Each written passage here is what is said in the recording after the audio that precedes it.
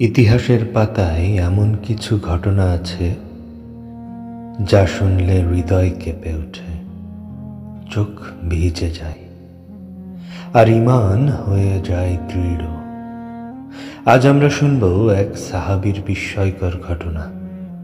একজন নববিবাহিত যুবক যার জীবনের সবচেয়ে আনন্দময় রাত চলছিল। চারদিকে সুখ, ভালোবাসা, নতুন জীবনের স্বপ্ন। কিন্তু ঠিক সেই রাতেই শোনা গেল যুদ্ধের আহ্বান।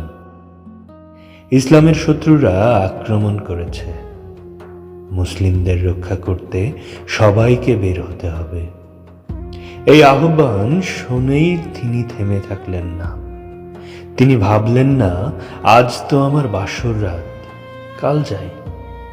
বরং ঈমানের ডাক তার হৃদয়কে এমনভাবে নাড়া দিল যে তিনি সঙ্গে সঙ্গে বেরিয়ে পড়লেন। এই সাহসী যুবক ছিলেন হযরত হানজালা রাদিয়াল্লাহু তাআলা আনহু।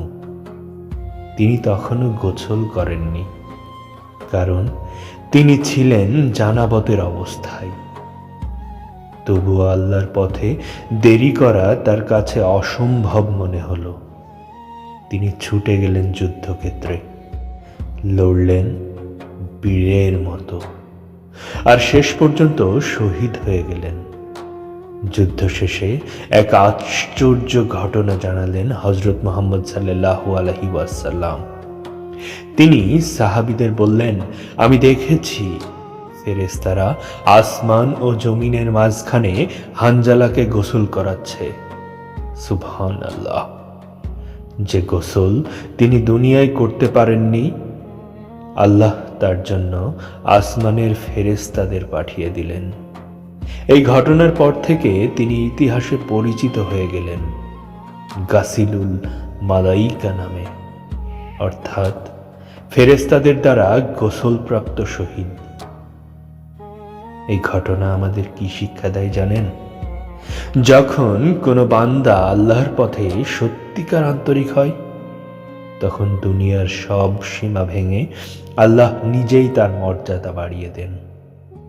বাসর রাতের সুখ ছেড়ে যে মানুষ আল্লাহর ডাকে সাড়া দিয়ে দেয়, তার মর্যাদা আসমান পর্যন্ত পৌঁছে যায়। তাই আসুন আমরাও জীবনের প্রতিটি সিদ্ধান্তে দুনিয়ার চেয়ে আখিরাতকে অগ্রাধিকার দিই।